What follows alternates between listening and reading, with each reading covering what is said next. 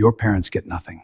The lawyer's voice cut through. The funeral home's quiet. Claire Bennett held her grandmother's hearing aid case, fingers tracing worn plastic. Lilies and disinfectant hung thick in the air. Inside the lid, black marker spelled C-17. Her father Richard stood frozen, face drained white. But she promised me. He whispered, 5 million locked in trust, grandchildren only, parents barred forever. Claire's hands went cold, her pulse hammered. What did C-17 mean? Before we begin, please subscribe and like. It really helps. Wishing you health and happiness. Alright, let's begin. Chapter 2: The Meeting. Before we go further, you need to understand something. This isn't just about money. This is about what happens when families stop seeing each other as people and start seeing balance sheets. If that's the kind of story you're here for, stay till the end. 6 months earlier, the Bennett family gathered around Ellen's kitchen table. Richard spread papers across the oak surface. His wedding ring clicked against the wood. We need to talk about options, he said. The word options hung in the air like a threat. Claire watched her father's hands smooth the mortgage documents he thought no one noticed. Diane dabbed her eyes with tissue. Mom needs professional care, she whispered. Her voice cracked on cue. Ellen sat silent. Her fingers traced the table's grain. She'd refinished this table 40 years ago, raised 2 children around it. Now they were pricing her exit. The good facilities run $8,000 a month, Richard continued. He didn't look at Ellen. The adequate ones are half that. Adequate? Ellen repeated. The word tasted like copper. Ethan, Claire's older brother, shifted in his chair. Dad's right. We have to be realistic. His voice was tight. Claire noticed the tremor in his jaw. Something was wrong with Ethan. Something beyond this room. Richard pulled out a calculator. The clicking filled the silence between words. Mom's social security covers $2,000. If we supplement $3,000 monthly, that's manageable. He paused. The next words came slower. I've been helping manage Mom's accounts, keeping things organized. Ellen's head lifted. Her eyes, still sharp behind her glasses, locked on Richard. Helping manage, she said. Is that what we're calling it? The room froze. Mom, I don't know what you mean. Richard's face flushed. His collar suddenly looked too tight. Ellen smiled. It wasn't a warm smile. Then let me ask clearly. Who's been touching my bank account? Diane stood abruptly. Her chair scraped. This is why we need professional care. Mom's getting confused. She turned to Claire. You see it, right? The paranoia. Claire's stomach turned. She'd reviewed enough insurance fraud cases to recognize the pattern. Accusation, deflection, gaslighting. But this was family. This was her father, her aunt. Ellen reached across the table. Her arthritic hand covered Claire's. You'll understand later, she whispered. When you find what I'm leaving. Mom, please. Richard's voice rose. We're trying to help you. Help. Ellen pulled her hand back. Like you helped yourself to my visa last month. Like Diane helped herself to my jewelry box. The accusations landed like grenades. Richard stood, papers scattered. I'm done with this. He grabbed his coat. Claire, Ethan, you talk sense into her. I've got a conference call. He left. The door slammed. The sound echoed. Diane gathered her purse. Tears streamed. I only wanted one bracelet. Something to remember her by. She looked at Ellen. You're so cruel, Mother. You always have been. She left too. Quieter. Deadlier. Ethan stood slowly. Grandma. His phone buzzed. He glanced at the screen. His face went pale. I have to go. I'm sorry. He kissed Ellen's forehead. His hands shook. Then it was just Claire and Ellen. They think I'm senile, Ellen said. She wasn't crying. Her voice was steady as stone. Maybe I am, but I'm not blind. She stood, moving to the kitchen counter. From the drawer, she pulled out a small notebook. I've been keeping track. Dates, amounts, transactions I never authorized. She handed it to Claire. The pages were filled with Ellen's shaky handwriting. Numbers, bank codes, question marks. Why didn't you call the police? Claire asked. Ellen's laugh was bitter. And say what? My son stole from me. My daughter took my jewelry. They're my children, Claire. She paused. Her next words came softer. But you and Ethan, you're not ruined yet. Claire's throat tightened. What are you going to do? I'm going to make a choice, Ellen said. And I'm going to make it hurt. 3 days later, the calls started. Richard had found the perfect place. Diane agreed. The decision was made. Ellen would move to Sunset Meadows by the end of the month. Claire drove her grandmother to visit the facility. The lobby smelled like industrial cleaner and something sour underneath. The carpet was stained. The receptionist barely looked up. This is adequate, Ellen said quietly. No emotion, just observation. That night, Claire sat in her apartment. She couldn't shake the image of her grandmother's face. Blank, accepting, defeated. Her phone rang. Unknown number. Ems. Bennett? A man's voice. Professional? My name is Miles Grant. Your grandmother has retained me for estate planning. She's asked that I contact you directly. Estate planning? Claire's pulse quickened. Yes. A pause. She's making some very specific arrangements. Arrangements that might cause family tension. She wanted you to know they're coming. Another pause. And she wanted me to tell you something. She said you'd understand later. She said remember the numbers. The line went dead. Claire pulled out the notebook Ellen had given her. She flipped through pages of transactions and dates. At the back, Ellen had written 3 letters and 2 numbers. C-17. Chapter 3 The Night Shift. 5 months before the funeral, Claire drove to Sunset Meadows at 9 p.m. Visiting hours ended at 8. She'd called ahead. Family emergency, she'd lied. The night nurse buzzed her in. The fluorescent lights hummed overhead. The sound drilled into Claire's skull. Somewhere down the hall, a medication cart squeaked. Its wheels needed oil. A television murmured behind closed doors. Room 14. Ellen sat by the window. She wasn't sleeping. You came, she said, not surprised. Grateful? How are you?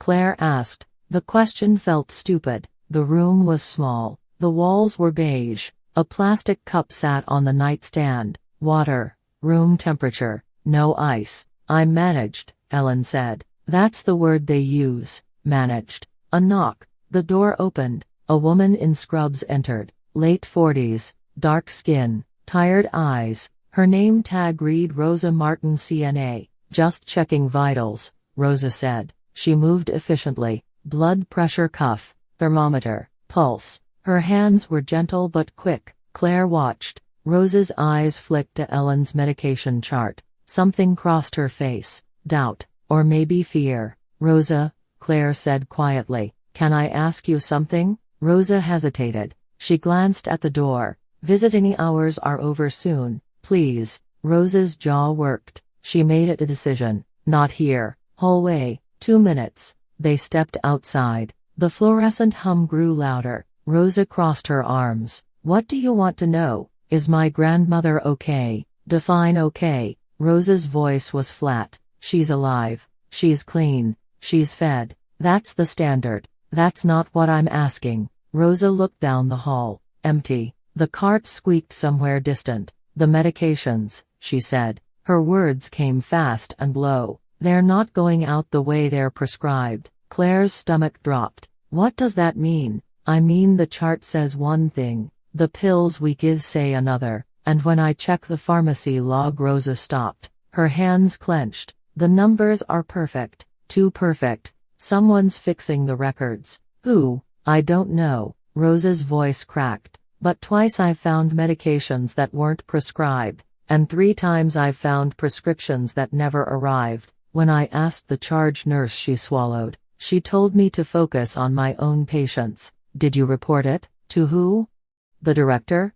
He signs the paychecks. Rosa looked at Claire. Her eyes were wet. I have a kid. Special needs. I need this job. But your grandmother, she stopped. She knows something's wrong. She counts everything. Pills. Days. Visitors. Claire's chest tightened. What should I do? Get her out, Rosa whispered. Or get a lawyer. But do it fast. Because whatever's happening. The cart squeaked closer. Rosa stepped back. I have to go. She disappeared into another room. Claire returned to Ellen's room. Her grandmother sat exactly as before. Rosa told you, Ellen said. Some of it. They think I don't notice. Ellen's voice was calm. Too calm. But I do. The pills are different colors sometimes. Different shapes. And the night nurse, she pointed to a small notepad by her bed. I write down times, when they come, what they give me, how I feel after. Claire picked up the notepad. Pages of shaky handwriting. Dates. Times. Observations. November 3 white pill instead of blue. Slept 14 hours. November 9 nurse said doctor's orders. No doctor visited. November 15 asked to see records. Denied. Grandma, this is evidence of what? Elder abuse?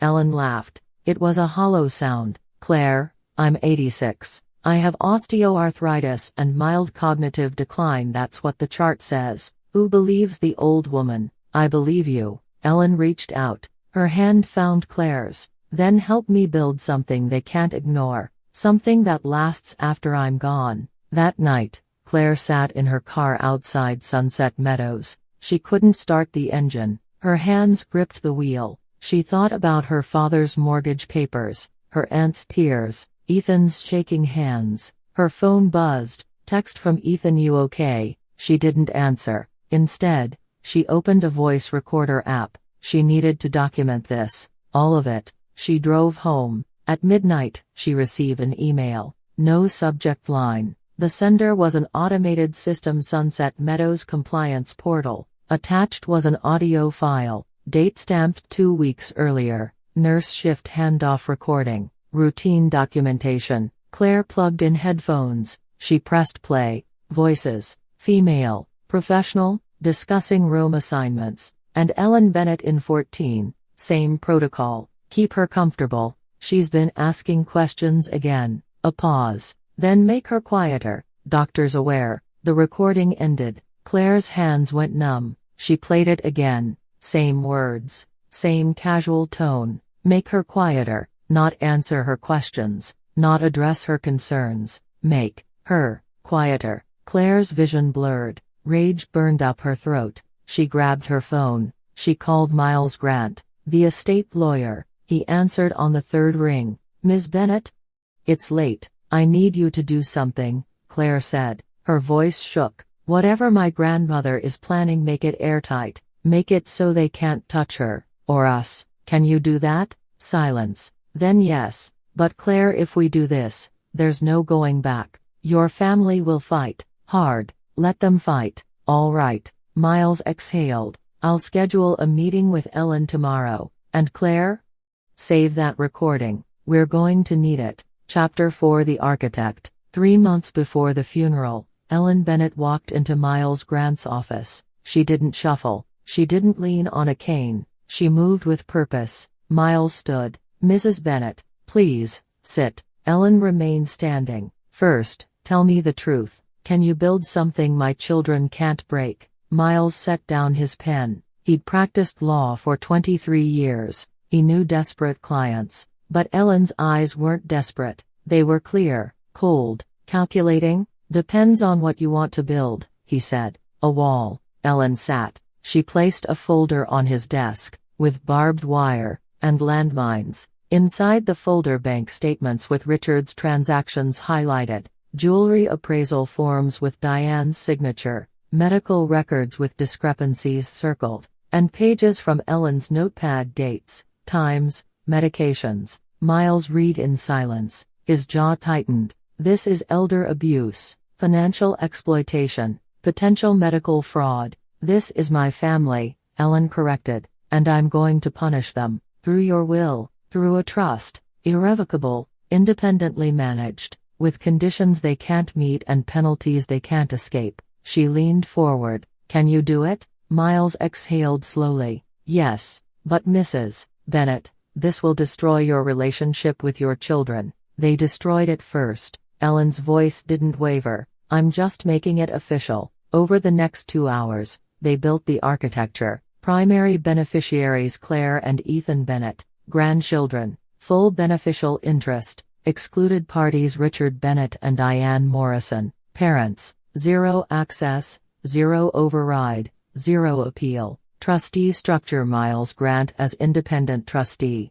No family member could remove him. No court could replace him without proof of malfeasance. Spendthrift clause: creditors couldn't touch the assets. Neither could spouses, ex-spouses, or bankruptcy courts. No contest clause: any beneficiary who challenged the trust would be completely disinherited. Their share would go to charity. This was the nuclear option. Fight and lose everything. Now the hard part, Ellen said. I need tripwires. Tripwires? If my children try to pressure Claire or Ethan, threaten them, manipulate them, coerce them, I want automatic consequences. Can we do that? Miles frowned. That's tricky. How do we define coercion? Ellen pulled out her phone. She played the recording Claire had sent her. The nurse's voice made her quieter. Miles's face hardened. Jesus, I want a clause, Ellen said. If there's evidence of threats, harassment, or undue influence against the beneficiaries, documented evidence,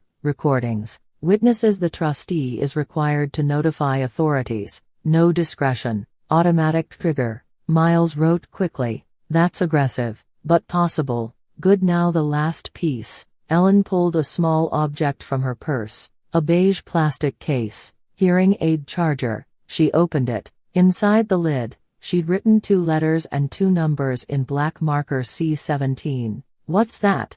Miles asked. My proof, Ellen said. Everything I've collected. Dates, recordings, documents. It's all stored somewhere. Somewhere my children won't look. Somewhere only Claire and Ethan can access. Where? Ellen smiled. It was the first time Miles had seen her smile. It wasn't kind. That's what C17 means. I'm not telling you. I'm not telling anyone. But when I'm gone, Claire will figure it out. She's smart, stubborn. She'll follow the breadcrumbs. And if she doesn't, then I failed. Ellen closed the case. But I don't think I will. Miles sat back. He rubbed his temples. Mrs. Bennett, I have to say this. What you're building, it's not just a trust. It's a weapon. You're using your death as a delivery system. Yes, your children will hate you. They already do. They just haven't admitted it yet. Miles looked at the documents spread across his desk.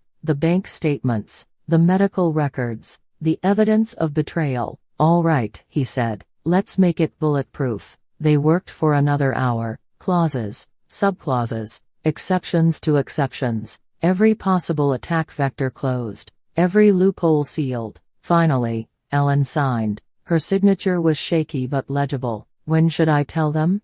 She asked. Don't, Miles said. Not until it's too late to stop. Ellen stood. She gathered her folder. Thank you, Mr. Grant. Mrs. Bennett. Miles stood too. Why Claire and Ethan? Why not split it evenly among all 4? Ellen paused at the door. Because Richard and Diane chose money over me. Claire and Ethan haven't. Not yet. She looked back. And if I can save 2 out of 4, that's enough. She left. Miles sat alone in his office. He picked up his phone. He opened a voice memo app. He needed to document this. For his files. For his conscience. He pressed record. March 15th. Ellen Bennett estate planning session. Client has requested creation of hostile trust instrument designed to punish 2 adult children while protecting 2 grandchildren. Client is competent. Intent is clear. But he paused. His voice dropped. Ellen, if you're listening to this later, I want you to know this is war. Against your own family. Are you sure? He stopped recording. He saved the file. He encrypted it. Then he looked at the beige hearing aid case Ellen had shown him. C17.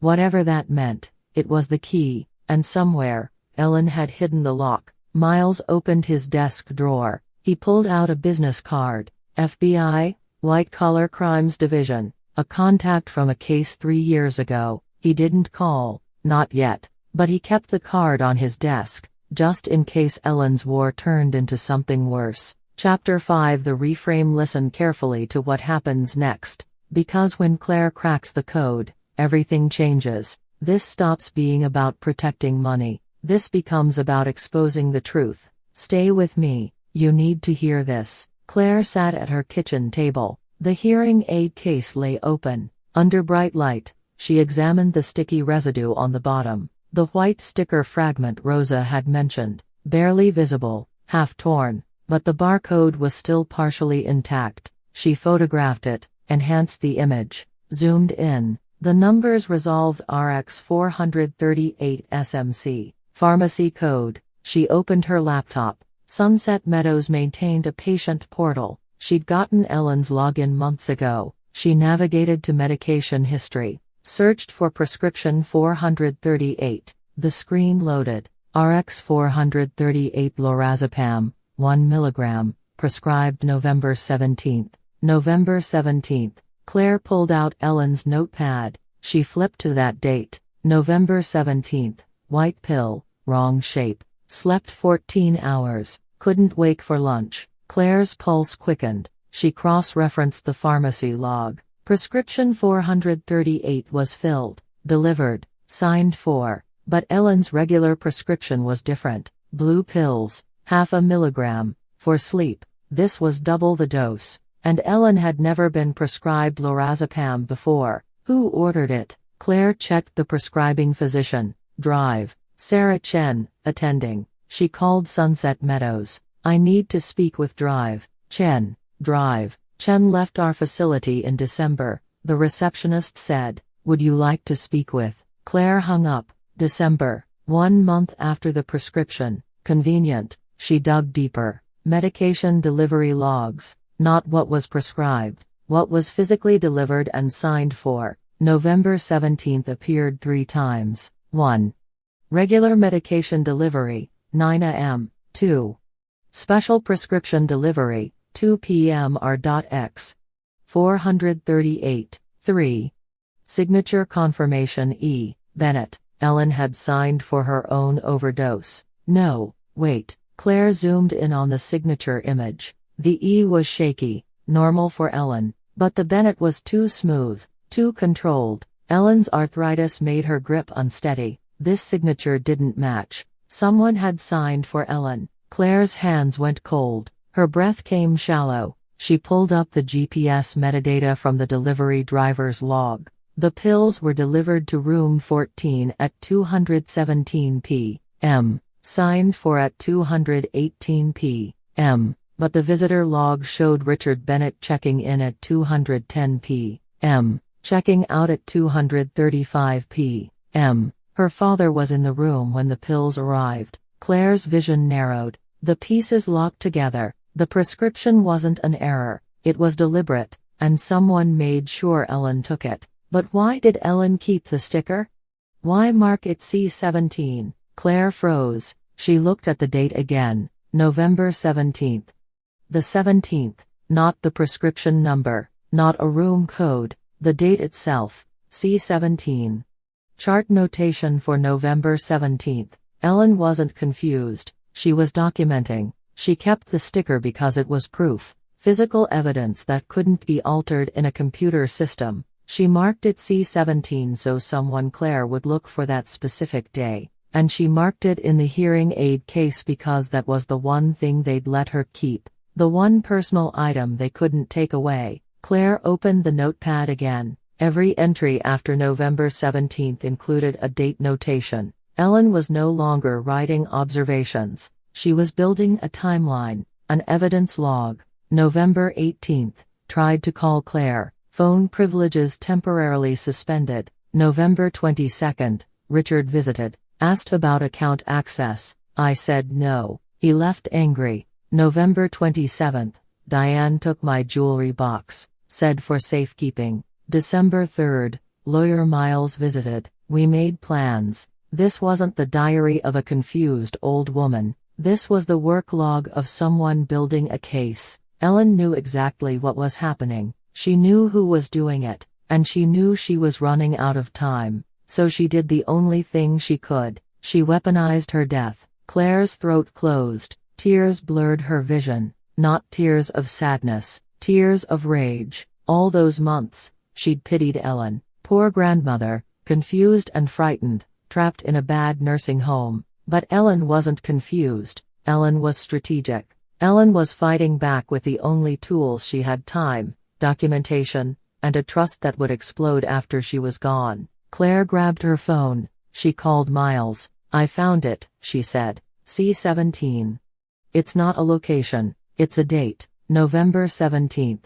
The day they tried to." Her voice cracked. "The day they drugged her." Miles was quiet. "Then can you prove it?" "Pharmacy logs, GPS data, signature forgery, visitor logs." Claire's words tumbled out. "Miles, my father signed for pills that weren't prescribed, and someone made sure Ellen took them. That's attempted murder. That's why she built the trust. That's why she cut them out. She knew." Claire wiped her eyes. "She knew, and she couldn't stop them. So she made sure we would." Miles exhaled. "Claire, listen carefully. What you have is the beginning, but we need more. We need to reconstruct everything. Every prescription, every visit, every withdrawal from Ellen's account. Can you do that?" "Yes." "Good. Because your father and aunt are going to fight hard, and when they do, we need to bury them." Claire looked at the hearing aid case, the barcode sticker, the shaky handwriting that read C-17.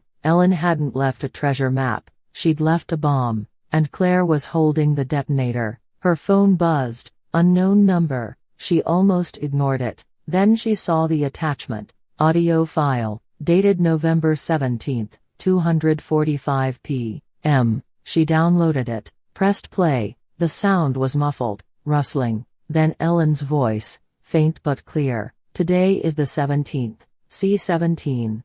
White pills. Richard brought them, said doctor's orders. But there's no doctor. I'm recording this. If something happens, if I don't wake up, someone needs to know." The recording cut off. Claire's chest constricted, her jaw clenched, her fists tightened. Ellen had recorded her own poisoning. She'd hidden the evidence in plain sight, and she'd trusted Claire to find it. Not poor grandmother, not helpless victim, warrior, survivor, architect. Claire opened a new document. She titled it Evidence Log, Bennett v. Bennett. She started typing. Every date, every transaction, every lie. She worked through the night. By morning, she had 40 pages, timelines, cross-references, digital breadcrumbs that Ellen had scattered across systems, and at the bottom of page 40, Claire added one line: motive established, means documented, opportunity confirmed. Ellen Bennett was murdered by her own children through systematic financial abuse and intentional overdose. She knew. She recorded it,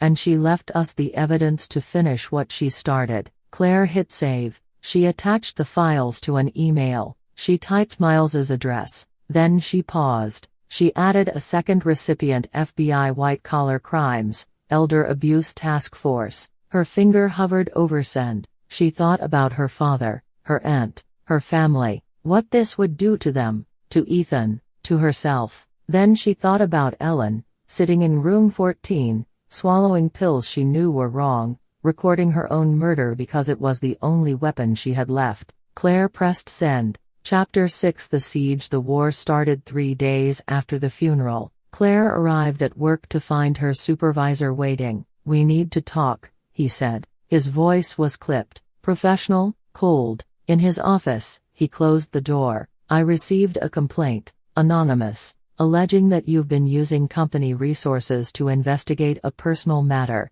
Is that true?" Claire's stomach dropped. "What kind of complaint?" "Specifically, that you've accessed insurance claim databases to gather information about family members, that you've used work computers for non-work purposes." He slid a printed email across the desk. "This came through our ethics hotline." Claire scanned the email. No name, but the details were specific, too specific. Only someone who knew her movements could have written it. "Who sent this?" "Anonymous means anonymous, Claire, but I have to investigate." He leaned back. "I'm placing you on paid administrative leave. 2 weeks, until we sort this out. I haven't done anything wrong. Then the investigation will clear you. But until then." He stood. "Badge and keys, please." Claire handed them over. Her face burned. Her hands shook. She walked out of the building into the parking lot. Bright sun, blue sky, The world kept turning while hers collapsed. Her phone rang. Unknown number. She answered. Claire Bennett?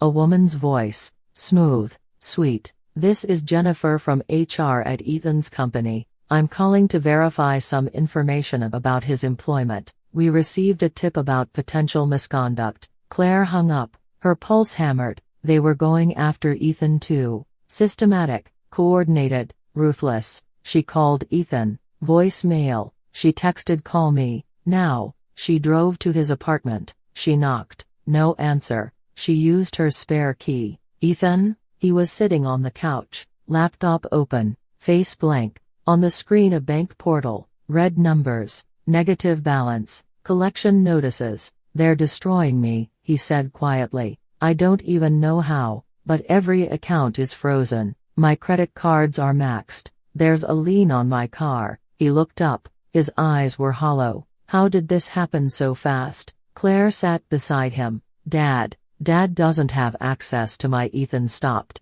His face changed. The co-signed loan. From college. He's still on the paperwork. He's using it. But that's illegal. Prove it, Claire said. Before he destroys your credit completely. Before he makes it impossible to fight back. She grabbed his shoulders. Ethan, listen. This is what Grandma was protecting us from. This is why she built the trust. They can't touch the money, so they're touching us. Ethan's phone buzzed. He looked at the screen. His face went gray. Claire. He showed her the text. Unknown $47,000 due by Friday. Interesting family you have. Would be a shame if something happened to your sister. Claire's blood went cold. Not a bank. Not a credit card. A threat. Who is that? She whispered. People I owe money to. Ethan's voice cracked. People Dad knew about. People he stopped. Claire, I think Dad told them where to find me. I think he gave them my information. The room spun. Claire's vision narrowed. Her father hadn't just attacked Ethan's credit. He'd weaponized his debts. He'd turned Ethan's mistakes into ammunition. We need to call the police, Claire said. And tell them what? My dad's mad about the will. My sister found evidence of elder abuse. They'll say it's a family dispute. Ethan stood. He paced. Claire, these people don't care about evidence. They care about money. And if I don't pay, his doorbell rang. They froze. Claire moved to the window. A black SUV sat at the curb. Two men stood outside Ethan's door. Large, casual, waiting. Don't open it, Claire whispered. Ethan didn't move. The men knocked again. Harder. One of them called out Ethan Bennett. We just want to talk. Claire's hands shook. She pulled out her phone. She dialed 911. But before she could speak, Ethan grabbed the phone. Don't. If cops show up, these guys disappear. And then they come back later, alone. So what do? We give them what they want. The trust. Claire's voice rose. Ethan, we can't access it. It's locked for 5 years minimum. That's the whole point, not the trust. Ethan looked at her. The case, the evidence. They don't want money. They want leverage. And Dad hired them to get it. The pieces clicked. Richard couldn't break the trust legally, so he was using hired muscle to recover the evidence. No evidence meant no FBI case. No FBI case meant Richard and Diane walked away clean. Claire's jaw clenched. We're not giving them anything. Then what? Claire thought fast. Miles had the emails, the audio files, the evidence log. But the physical case, the hearing aid charger with Ellen's handwriting that was still in Claire's car. We need to move it, she said. Somewhere they can't touch. Somewhere official. She called Miles. He answered immediately. Claire, where are you? Ethan's apartment. We have company. Get out. Now. I'm calling. Miles, listen. The case. I need to deliver it. Tonight. Where? Silence. Then FBI field office. Downtown. I'll meet you there. But Claire, if they're watching you, they are, then you can't go directly. Lose them first. Claire hung up. She looked at Ethan. We're leaving. Back door. Now. They slipped out through the building's rear exit. Claire's car was parked 2 blocks away. They ran. Behind them, footsteps, shouts. Claire unlocked the car. They jumped in. She started the engine. The SUV pulled around the corner. It accelerated, closing distance. Claire floored it. Tires screamed. She turned hard. The SUV followed. "They're not stopping," Ethan said. His voice shook. Claire's mind raced. She couldn't outrun them, but she didn't need to. She just needed witnesses. She headed for the police station. 3 blocks. The SUV stayed close. Then, half a block from the station, it peeled off, disappeared. Claire pulled into the station parking lot. She killed the engine. Her hands gripped the wheel. She couldn't let go. Ethan touched her shoulder. "You okay?" "No." Claire's voice shook. "Dad just hired people to threaten us, to chase us, to..." She stopped. "Ethan, this is insane." "I know. This is our family. I know." Claire pulled the hearing aid case from her bag. The beige plastic. The black marker. C17.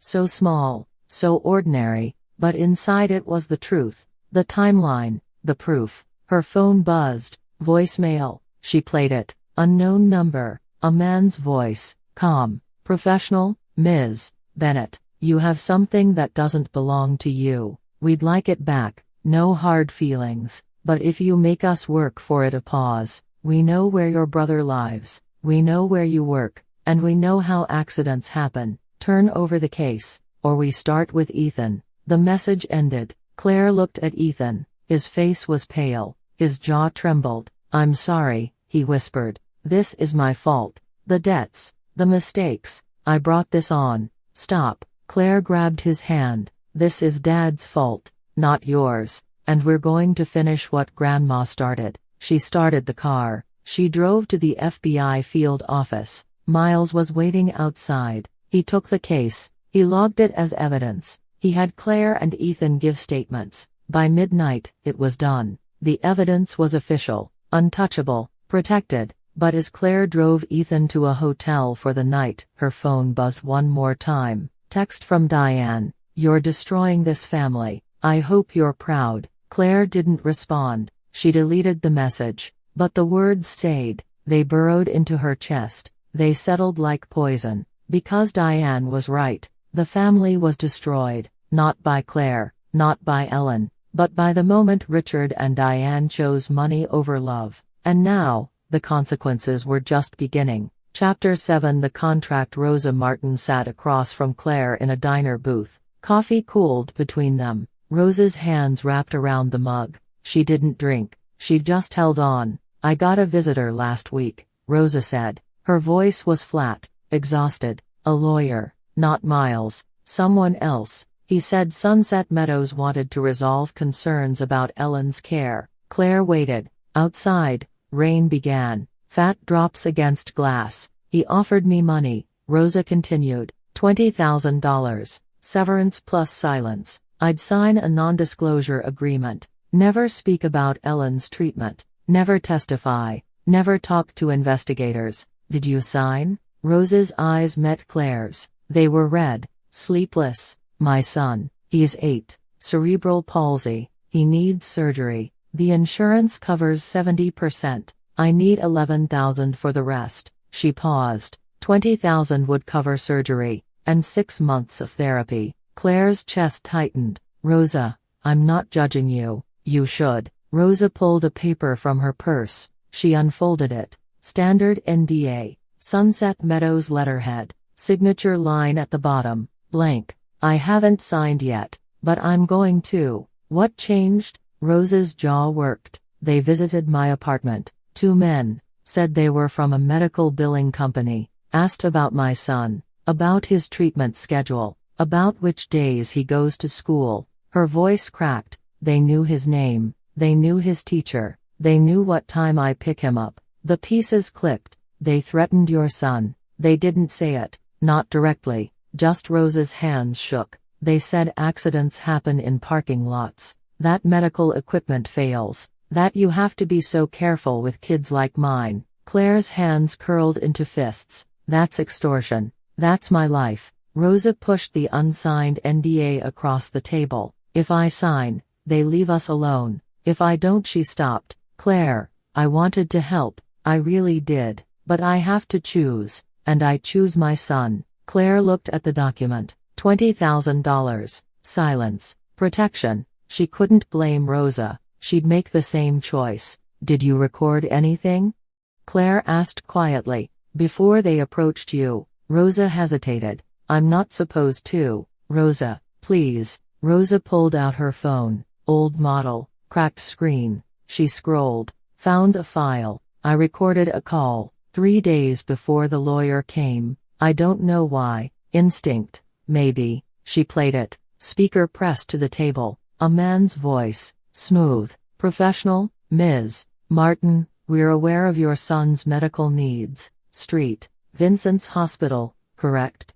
Expensive treatments. Must be difficult. A pause. We'd hate for anything to jeopardize his care. Insurance denials happen so easily. Rosa's voice, shaking. What do you want? We want you to understand something. Ellen Bennett's case is closed. No investigation. No testimony. No interviews. If anyone asks, you say I provided standard care. I have no concerns. Can you do that? And if I don't, then we'd have to review your employment eligibility. H-1B visa applications are so delicate. One complaint about work quality and immigration services gets involved. That would be terrible, especially with a special needs child depending on you. The recording ended. Claire's vision blurred. Rage burned her throat. They're using your son, and your immigration status. I came here legally, Rosa whispered. I did everything right, but they don't care. They'll lie, and I can't prove they're lying. Not before they destroy me. Claire reached across the table. Give me a copy of that recording, and don't sign the NDA. Not yet. Claire, I have to. 24 hours. That's all I'm asking. Let me talk to Miles. Let me talk to the FBI. If they can't protect you, then sign. But give us 1 day. Rosa's eyes filled. What if 1 day is too long? Then I'll pay for your son's surgery myself. Rosa blinked. You don't have that money. The trust does, and when it releases, you'll get every cent you need. Claire squeezed Rosa's hand. Ellen left that money to protect people she loved. You took care of her. You tried to stop what was happening. That makes you family. Rosa's face crumpled. She pulled her hand back. She covered her mouth. She sobbed. Not loud, just small, broken sounds. Claire waited. Rain drummed harder. The diner was nearly empty. Just them and the weight of impossible choices. Finally, Rosa nodded. 1 day, Claire drove directly to Miles's office. He was working late. Papers covered his desk. He looked up. Claire, what happened? She played Rosa's recording. Miles listened. His face hardened. By the end, his jaw was clenched. That's witness tampering. That's criminal conspiracy. Can we protect her? I don't know. Witness protection is federal. She'd need to testify first, which means she'd have to refuse the NDA, which means they'd follow through on their threats. Miles stood. He paced. Damn it. They're smart. They picked someone vulnerable, someone who can't fight back. So we fight for her. With what? Miles turned. Claire, you have evidence of abuse. You have financial records. You have Ellen's recordings. But you don't have anyone willing to testify in court. Rosa won't. The nurses at Sunset Meadows signed NDAs. Drive. Chen disappeared, without witnesses. Then what was the point? Claire's voice rose. What was the point of Ellen building the trust? Of leaving evidence? Of dying to prove something if no one can say it out loud? Miles sat. He rubbed his face. Ellen didn't build the trust to win in court. She built it as a trigger. A trigger for what? For you. For Ethan. For anyone who'd look. Miles pulled a folder from his drawer. Ellen's original instructions. Handwritten. He read aloud. The truth doesn't need to be proven. It just needs to be said. Say it loud enough. Say it often enough. And people will listen. Claire stared. She wanted us to go public. She wanted you to make noise. Even if the law won't act. Even if the courts won't care. Miles closed the folder. Ellen knew she'd never get justice. Not real justice. But she could get exposure. And exposure is a different kind of weapon. Claire's mind raced. So we leak it. The recordings, the evidence, the contracts, all of it. That's defamation if you can't prove it. But if Rose's recording proves they threatened her, then we have leverage. Not proof, but leverage. Miles leaned forward. Claire, if you do this, there's no going back. Your father, your aunt, Sunset Meadows, they'll come after you with everything. Lawsuits, counterclaims, they'll make you the villain. They already have. Then let's make sure Ellen's story gets told first. That night, Claire sat in her apartment. She opened her laptop. She created a new email account. Anonymous, untraceable. She attached every file, every recording, every document. She typed a subject line: elder abuse at Sunset Meadows, evidence inside. She added recipients, local news, state elder abuse hotline, federal Medicare fraud division, national advocacy groups. Her finger hovered over send. She thought about Rosa, about Ethan, about Ellen's shaky handwriting in the hearing aid case. She pressed send. 30 seconds later, her phone rang. Miles, did you do it? Yes. Silence. Then all right, get ready, because tomorrow, everyone's going to know Ellen's name. Claire hung up. She sat in the dark. Rain still fell. The city hummed. And somewhere, her father and aunt had no idea what was coming. But Ellen knew. Ellen had always known. That's why she'd built the trust not as a shield but as a signal flare. A way to say, look here. Look at what they did. Look at what happens when family becomes transaction. And now, the whole world was about to look. Chapter 8. The flood. The story broke at 6 a.m. Local news picked it up first. Questions raised about care at local nursing facility. By noon, it was regional. By evening, national outlets called Miles for comment. Claire watched from her apartment. Her phone wouldn't stop buzzing. Reporters, colleagues, people she hadn't spoken to in years. Everyone wanted details. Everyone wanted more. But the real explosion came at 2 p.m. Sunset Meadows issued a statement. Formal, lawyered, devastating. We are aware of recent allegations regarding the care of former resident Ellen Bennett. After thorough internal review, we have determined these claims are without merit. Unfortunately, due to a facility maintenance incident last night, certain medical records were damaged in a plumbing failure. We are working diligently to restore what we can. Our thoughts are with the Bennett family during this difficult time. Claire read it 3 times. The words were careful, too careful. Plumbing failure, damaged records, working to restore. She called Miles. They destroyed the evidence. They destroyed the paper, Miles corrected. That's different. How? Because Ellen was smart. She didn't just keep paper. She left digital breadcrumbs. Miles's voice sharpened. Claire, think. What systems did Ellen interact with? What databases logged her treatment? Claire's mind spun. Pharmacy. Electronic prescriptions. What else? Medication administration records. Nurse documentation. All electronic. All time-stamped. What else? Billing. Insurance claims. Medicare forms. Exactly. Miles sounded almost excited. Paper can burn. Water can destroy it. But digital. Digital lives forever. In backups. In cloud servers. In insurance company databases. And they can't flood all of them. Claire grabbed her laptop. I need to reconstruct the timeline. Good. Start with pharmacy logs. Cross-reference with billing. Find every discrepancy. Every prescription that doesn't match. Every charge that shouldn't exist. Claire worked through the night. Pharmacy portal. Insurance company records. Medicare claim database. The systems didn't talk to each other, but she could make them. She built a spreadsheet. Dates down the left column. Prescribed medications in one column. Administered medications in another. Billing codes in a third. The gaps appeared immediately. November 17 prescribed 0.5 mg Ambien. Administered 1 mg lorazepam. Billed for Ambien. November 23 prescribed no new medications. Administered haloperidol.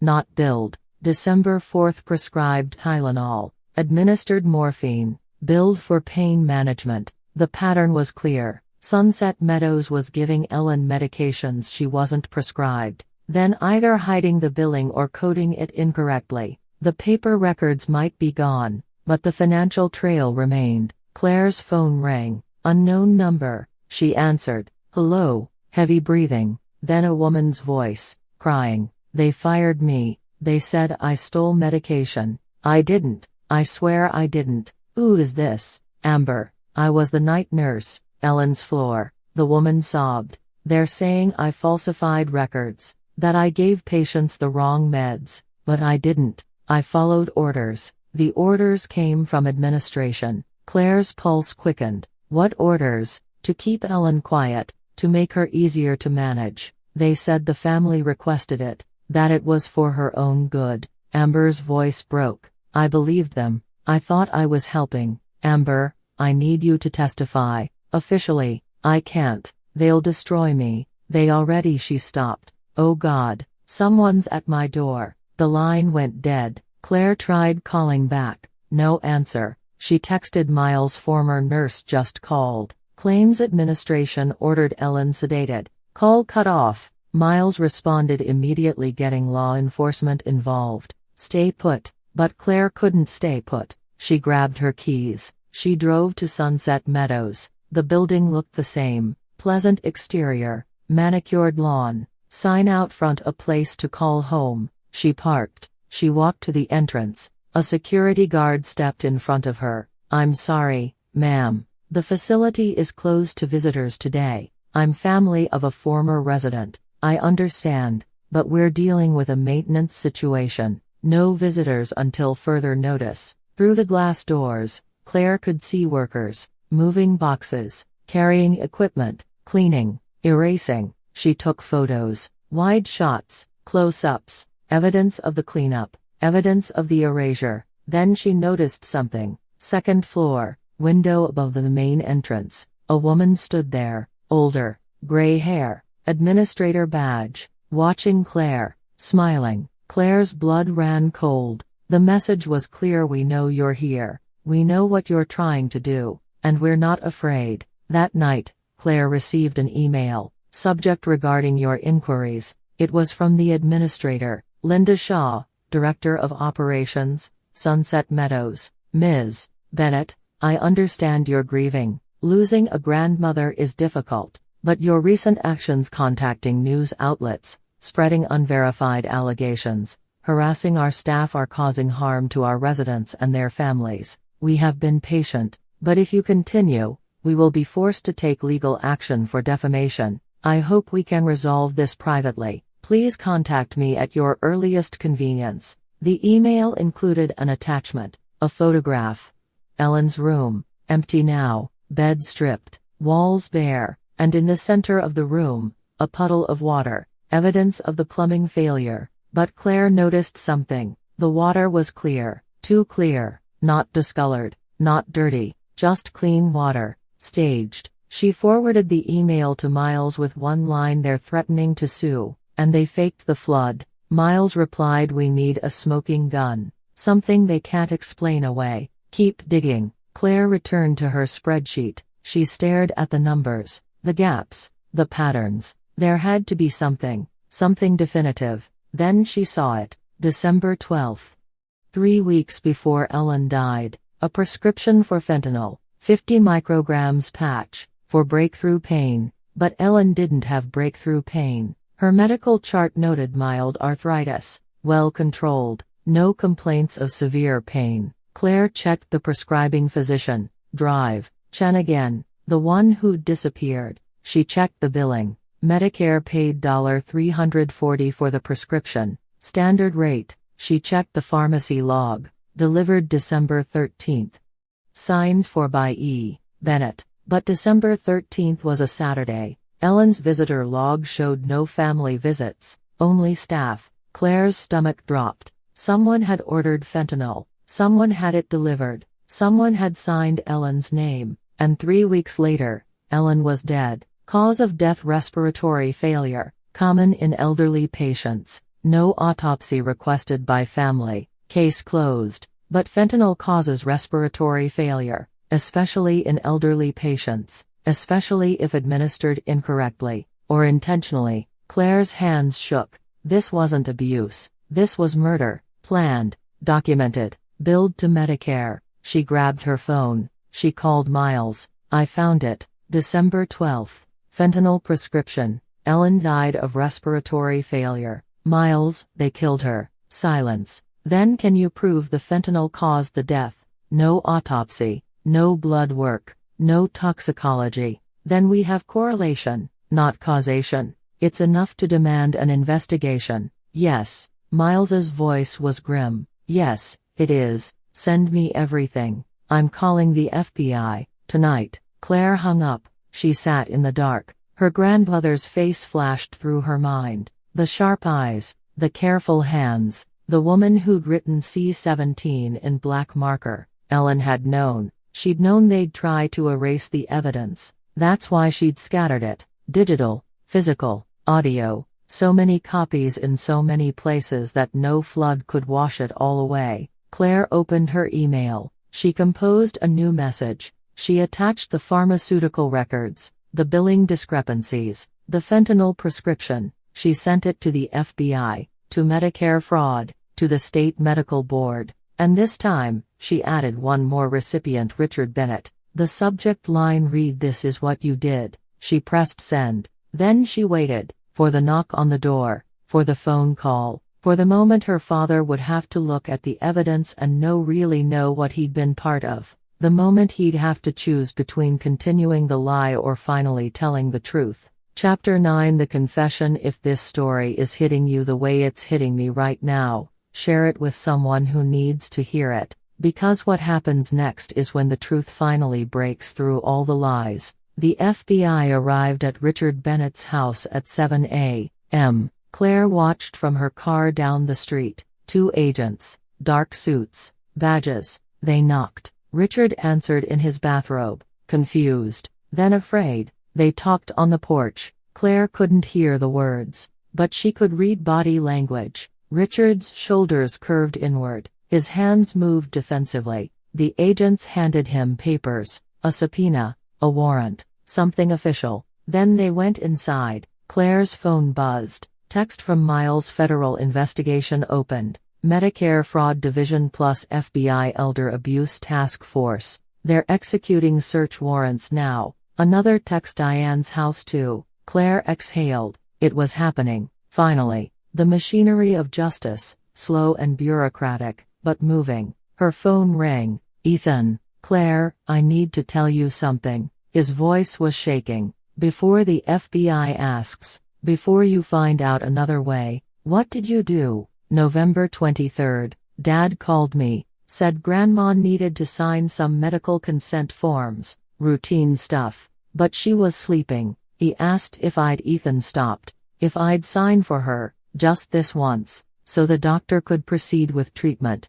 Claire's blood went cold. Ethan, I know, but he made it sound so reasonable, so necessary, and his voice cracked. I signed her name, twice, on 2 different forms. What forms? I don't know, I didn't read them, I just signed. He said it was routine. Ethan was crying now. Claire, I helped them, I didn't mean to, but I did. Claire closed her eyes. November 23rd, that's the day they changed her medication protocol, the haloperidol. The sedatives. Oh God, Ethan, you need to tell the FBI, today, before they find the signature and think you were involved. I was involved, not intentionally, not knowingly. Claire's voice softened. You made a mistake, a bad one, but you didn't murder anyone. Dad did, and you need to tell them everything. Silence. Then will I go to prison? I don't know. But if you cooperate, if you testify, maybe they'll give you immunity.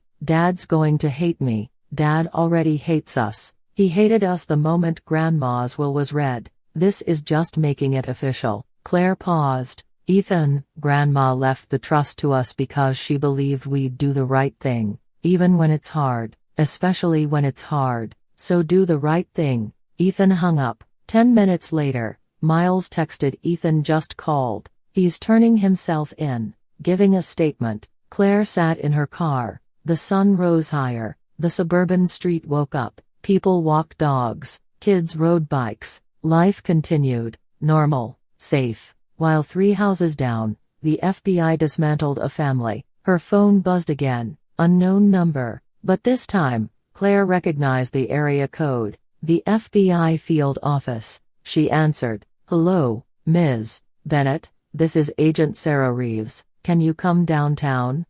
We have some questions." "Am I in trouble?" "No, we just need to clarify some timeline elements." And Agent Reeves paused. "We found something in your grandmother's belongings. Something we think you should see." The FBI office was gray. Fluorescent lights, cubicles, agents moving with purpose. Claire was escorted to a conference room. Agent Reeves waited inside. Late 30s, sharp eyes, empathetic but professional. "Thank you for coming." She gestured to a chair. "We've been reviewing the evidence you provided. It's thorough, detailed, almost too detailed for a civilian investigator. I work in insurance fraud. That explains it." Agent Reeves smiled. It didn't reach her eyes. "Ms. Bennett, we believe your grandmother was systematically abused, financially and medically. We're building a case against Sunset Meadows, against the administrators who authorized the medication changes,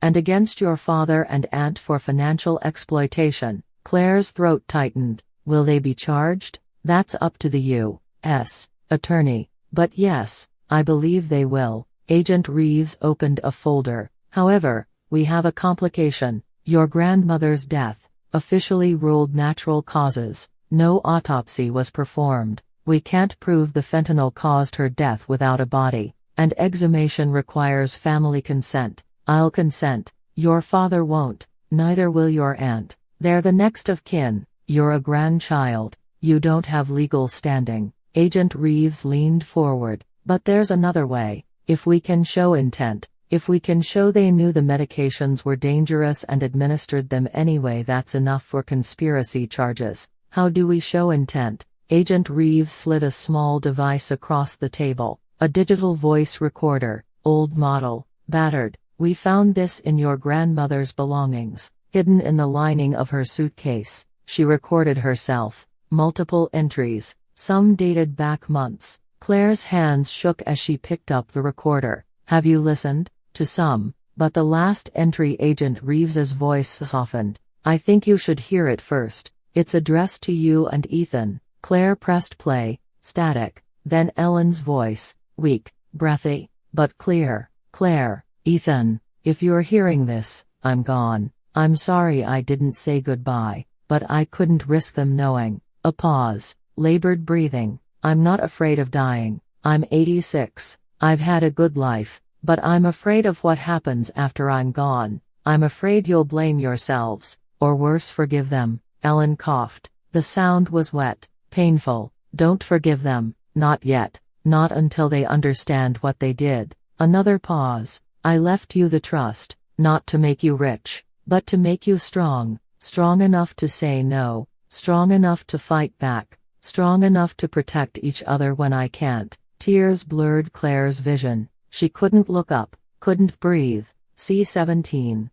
"The code I left, it's not just a date, it's a reminder. On November 17th, they tried to silence me, they drugged me, they made me compliant, but I didn't stay silent. I recorded everything, I wrote everything down. I left breadcrumbs." Because Ellen's voice cracked. "Because I knew you'd follow them. I knew you'd find the truth." The recording crackled. Silence. Then Ellen's voice again, barely a whisper. "I'm dying. But you're not. You remain. So I left you a weapon. Not money, not revenge. Just truth. And truth is the hardest thing to bury." A long breath. "I love you both. I'm sorry I'm leaving you this mess. But I'm not sorry I fought back. Never be sorry for fighting back." The recording ended. Claire sat in silence. Tears streamed down her face. She didn't wipe them away. Agent Reeves handed her a tissue box. She took one. She couldn't speak. Finally,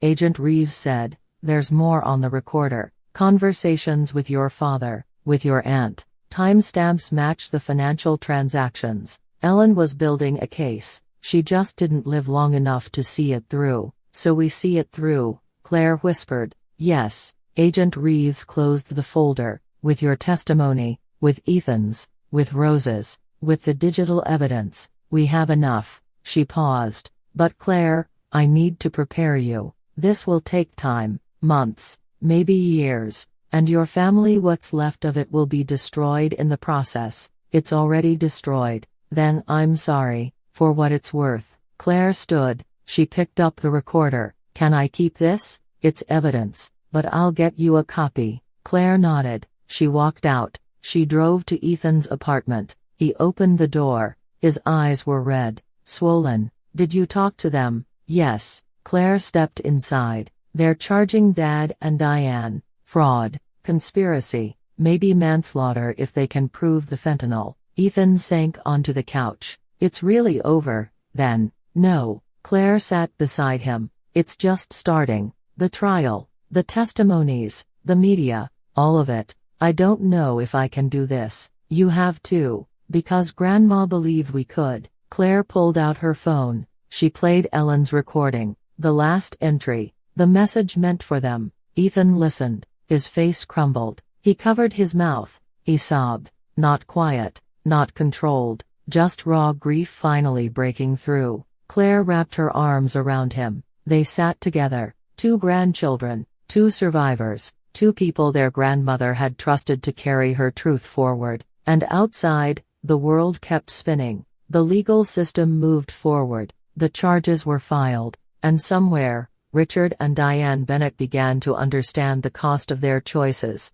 But in that moment, in that small apartment, Claire and Ethan just held each other, and let themselves feel everything Ellen had protected them from: the weight of truth, the price of justice, and the terrible, necessary grief of saying goodbye to a family that had died long before the funeral. Chapter 10: The Inheritance. 6 months after the funeral, Richard Bennett pleaded guilty. 3 counts of financial exploitation, 1 count of conspiracy to commit healthcare fraud. He received 4 years, federal prison, minimum security, but prison nonetheless. Diane fought longer. She claimed ignorance. She claimed victimhood. She said Richard controlled everything. But the recordings didn't lie. Her voice, her instructions, her signature on withdrawal slips. She received 3 years, same facility as Richard. A mercy, the prosecutor said, or maybe a punishment. Locked in the same building with the brother she'd betrayed Ellen alongside.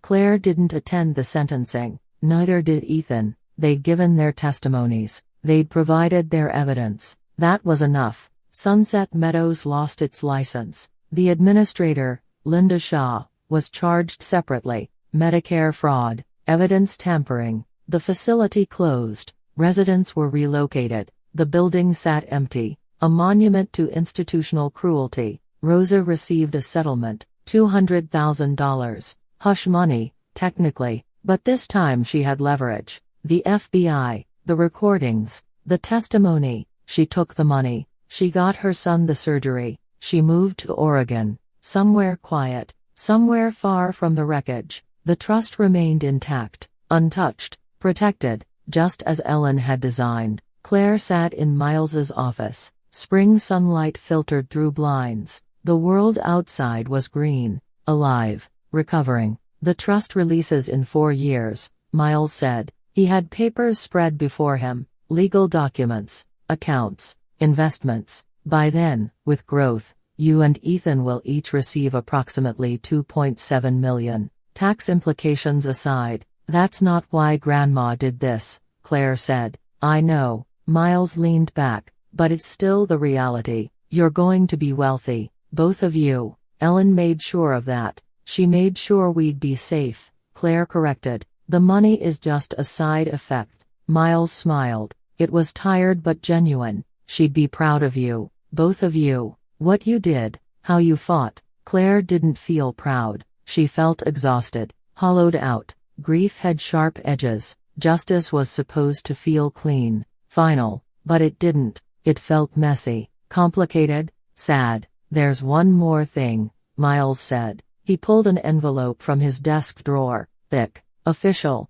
Ellen's handwriting on the front to be opened after final legal resolution. She left another instruction?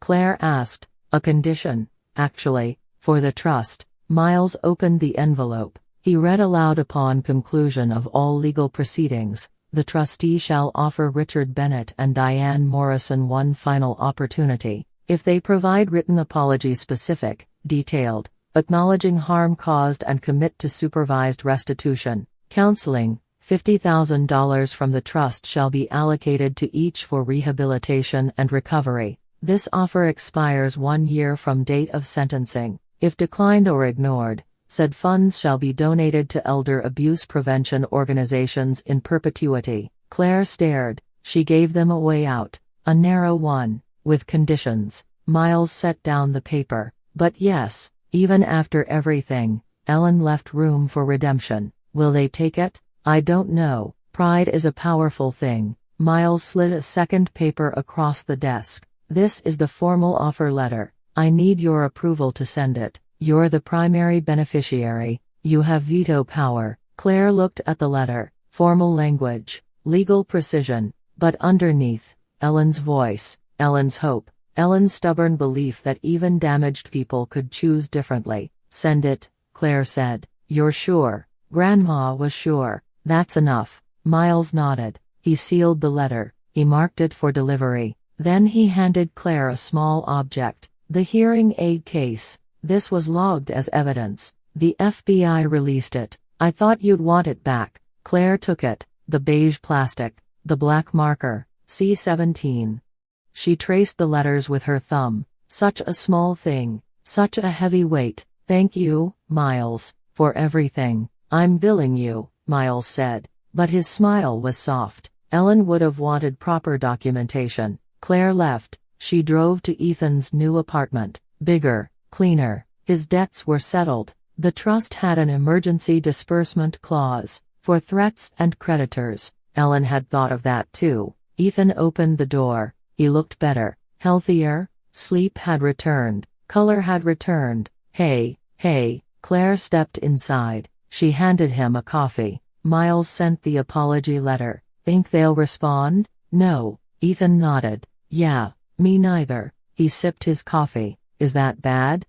That I don't want them to apologize? I don't know. Claire sat on his couch. Part of me wants closure. Another part thinks closure is a lie we tell ourselves. Grandma gave them a choice. That's more than they gave her. They sat in silence. The coffee cooled. Outside, traffic hummed. Life continued. Indifferent. Constant. What are you going to do? Ethan asked. With the money. Eventually? I don't know. Claire hadn't thought that far ahead. Maybe start a non-profit. Elder advocacy. Something Grandma would have liked. She'd love that. What about you? Ethan shrugged. Therapy. Maybe school. Figure out who I am when I'm not drowning. He looked at Claire. Thank you. For not giving up. For fighting when I couldn't. We fought together. You fought first. I just followed. Claire's phone buzzed. She almost ignored it. Then she saw the notification. New voicemail. Unknown number. Give me a second, she said. She stepped into the hallway. She played the message. Static. Then a voice. Male. Older. Unfamiliar. Ms. Bennett. My name is Drive. Thomas Wright. I was Ellen's physician before she moved to Sunset Meadows. I heard about the case. About the charges. And he paused. I need to tell you something. About the night Ellen called me. About what she said. About his voice dropped. About the other person who was there. The person nobody mentioned. Call me back, please. We need to talk. The message ended. Claire's pulse hammered. She played it again. Same words. Same urgency. The other person who was there. What other person?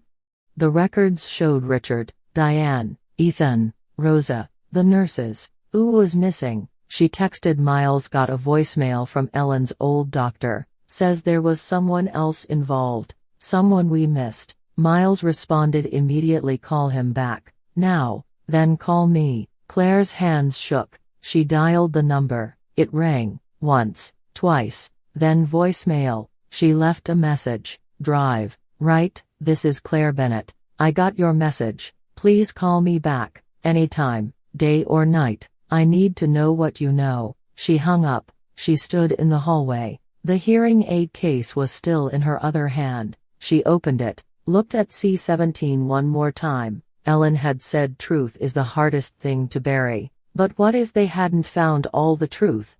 What if C-17 was just the first key? What if Ellen had left more? Claire walked back into Ethan's apartment. We're not done, she said. What? The case, the evidence. We're not done. She showed him her phone. The voicemail notification. Someone else was involved. Someone we haven't found yet. Ethan's face paled. Who? I don't know, but Grandma knew, and she left us enough to keep looking. Claire sat down. She pulled out her laptop. C-17 was November 17th, the day they drugged her. But what if there's a C-18? A C-19? What if she left a whole series? Claire, we won. We got justice. We got convictions. That's not the same thing. Claire's fingers flew across the keyboard. She pulled up Ellen's pharmacy records, her billing statements, looking for patterns, for codes, for anything marked with a letter and number, and there, buried in a December statement, she found it. C-22, December 22nd, 3 days before Ellen died. What happened on December 22nd? Claire whispered. Ethan leaned over her shoulder. The records show he stopped. Nothing. No visitors. No medication changes. No incidents. Exactly. Claire's chest tightened. Nothing happened. Officially. But Grandma marked it, which means something did happen. Something off the record. Her phone rang. Drive. Right. Finally. She answered. Drive. Right. Ms. Bennett. Thank you for calling back. His voice was shaky. Afraid. I shouldn't be doing this. But I can't live with it anymore. Live with what? The call. From Ellen. December 22nd. She was crying. Scared. She said someone had visited her. Someone who wasn't supposed to be there. Someone who'd threatened her if she kept talking. Who? She wouldn't say. She was terrified. She just said drive. Wright's voice broke. She said, they're going to kill me, Tom. And nobody will believe me. Because nobody believes the old woman. Claire's vision blurred. Her breath caught. Did you report this? To who? I called Sunset Meadows. They said Ellen was confused. Delusional? They increased her sedatives. He paused. 3 days later, she was dead. And his voice cracked. I did nothing. I let them silence her. Drive. Right, I need everything you remember. Every detail. Every word Ellen said. Meet me. Tomorrow. I have notes. Recordings. Things I kept because I didn't trust them. He gave her an address. A diner. Public. Safe. 9 a.m. Don't come alone. The line went dead. Claire looked at Ethan. Her brother. Her ally. The only family she had left. Grandma left us more than a trust. She left us a mission. To do what? To find whoever scared her so badly she knew she'd die. Claire closed her laptop. C-17 was the beginning. C-22 is the continuation. And we're going to follow every marker until we find the truth. All of it. Ethan nodded. Then let's finish what she started. They sat together, planning, strategizing. 2 grandchildren against a mystery their grandmother had died protecting. And some. Thanks for listening. I hope this gave your heart a quiet moment to rest. See you next time.